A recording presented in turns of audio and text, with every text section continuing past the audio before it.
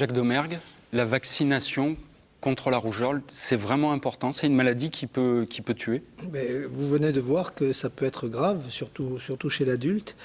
Et c'est vrai que ce qui était dit par une des personnes interrogées, il y a eu une certaine crainte vis-à-vis de la vaccination qui n'est pas récente. Parce que vous savez, quand une population est vaccinée, celle qui arrive a l'impression qu'elle peut se dispenser de la vaccination.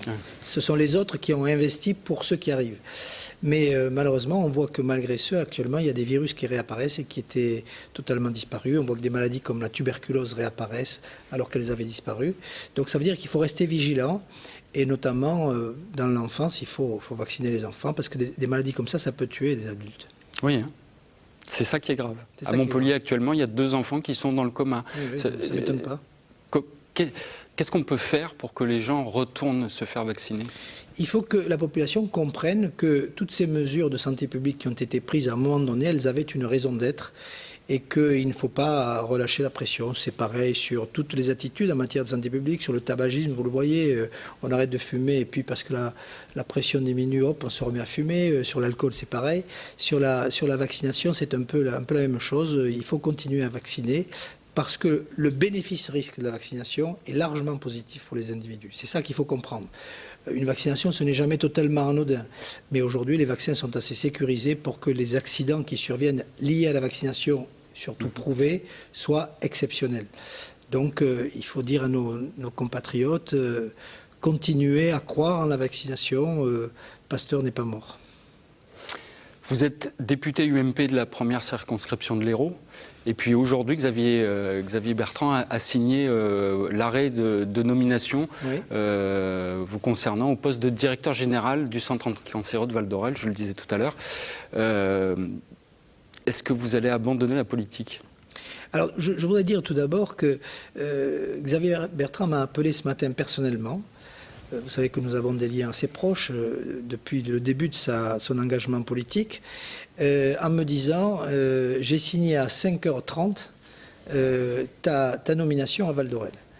Et je lui dis à quelle heure tu te lèves ? Il m'a dit à 5h. Donc il m'a dit ça a été le premier acte de la journée. Donc je suis heureux qu'il ait enfin eu lieu et surtout qu'il ait été très matinal. Parce que vous savez, un chirurgien, ça se lève tôt.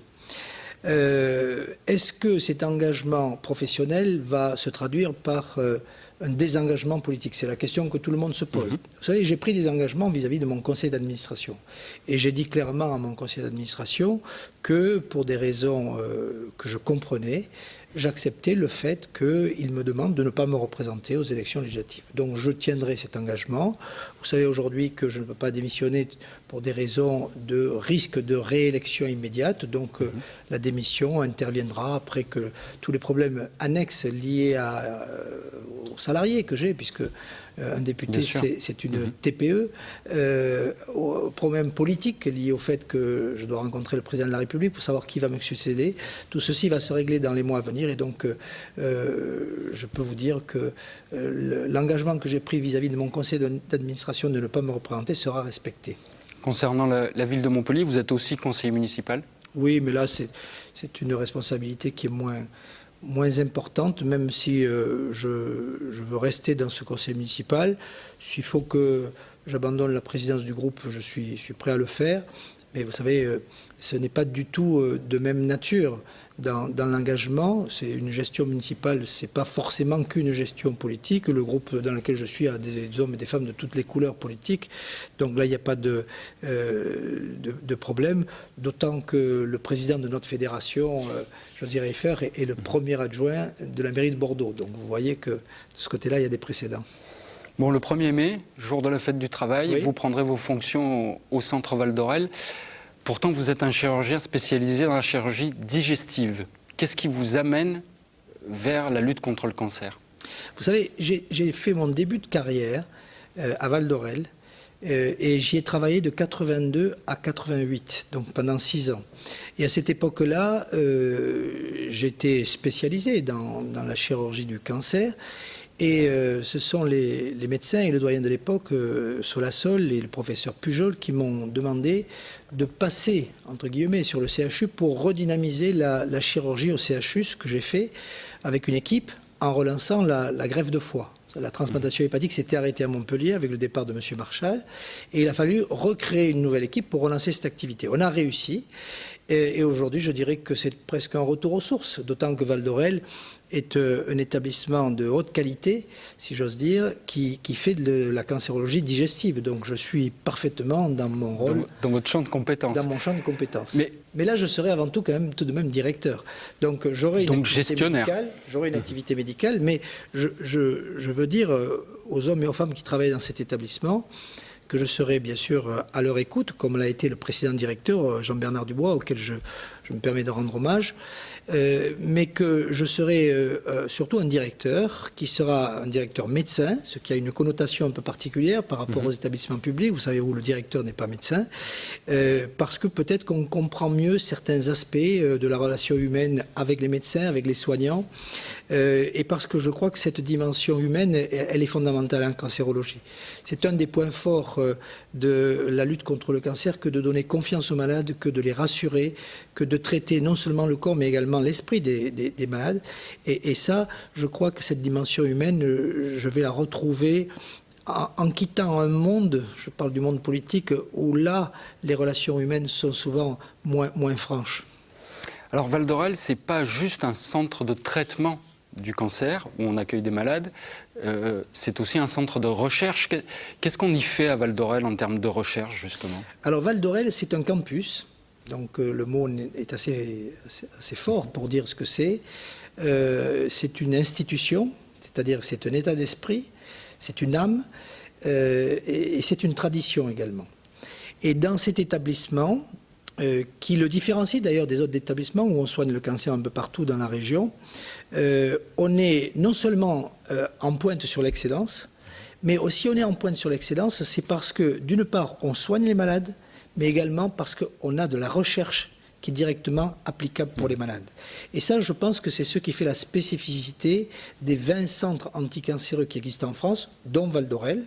Il y a un centre pratiquement dans chacune des régions, et qui apporte ce plus vis-à-vis, par exemple, de nouvelles molécules qui arrivent sur le marché et qui peuvent donner des résultats spectaculaires.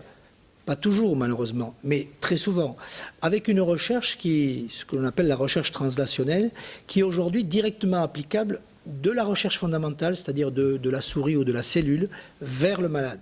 C'est-à-dire qu'on gagne du temps ? Et ce qui permet de gagner du temps dans l'application des traitements, dans l'utilisation des marqueurs qui permettent de différencier un cancer par rapport à un autre. Ce que je voudrais que les gens comprennent en nous écoutant, c'est qu'aujourd'hui, en ce début du XXIe siècle, la cancérologie est en train d'évoluer. Et elle est en train d'évoluer du tout venant, c'est-à-dire le traitement le même pour tout le monde, ce qu'on appelle vulgairement le prêt-à-porter, vers le sur-mesure.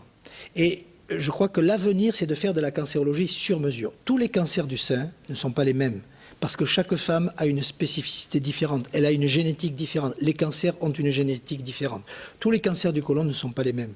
Et donc, il faut arriver, et c'est une de nos forces, à différencier chez une personne en particulier la spécificité de ce cancer pour lui donner le traitement le plus adapté. Il y a aujourd'hui des récepteurs, il y a aujourd'hui des gènes, il y a aujourd'hui des oncogènes que l'on arrive à détecter et qui vont permettre de prédire l'efficacité ou pas de tel ou tel traitement.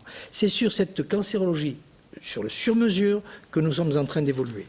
Le deuxième axe, qui est un axe de développement de Val d'Orel, il y a eu la semaine dernière des inaugurations dans ce sens, c'est que Val d'Orel est en train de s'ouvrir à la médecine ambulatoire. Qu'est-ce que cela veut dire? Cela veut dire qu'avant, un hôpital, c'était beaucoup de lits et un petit plateau technique où on faisait les soins. Et aujourd'hui, l'hôpital est en train de devenir un énorme plateau technique et peu de lits aux alentours, autour, ou des lits tout au moins sur lesquels les patients vont transiter pendant quelques heures. Ce qui veut dire qu'aujourd'hui, on sera en capacité de faire le diagnostic d'un cancer du sein dans la journée. Ce qui veut dire qu'on sera aujourd'hui en capacité de traiter un cancer du sein dans la journée. Ça ne se faisait pas auparavant. Et ça, c'est une force considérable pour la cancérologie d'un centre comme Val d'Orel qui vient de se doter du premier plateau technique de chirurgie ambulatoire dédié spécifiquement à la cancérologie. Ça n'existe pas en France. On est en train d'expérimenter cette nouvelle formule. Les patients le demandent, les gens ont envie de rentrer chez eux après avoir été traités. Je pense que l'entourage psychologique de la famille est souvent supérieur à celui des soignants. Et ça, c'est un challenge que nous allons lancer. Je suis très heureux de pouvoir y participer. Merci beaucoup Jacques Domergue. Nous reviendrons vous voir pour voir justement le fonctionnement de Je vous invite à visiter ces nouvelles structures.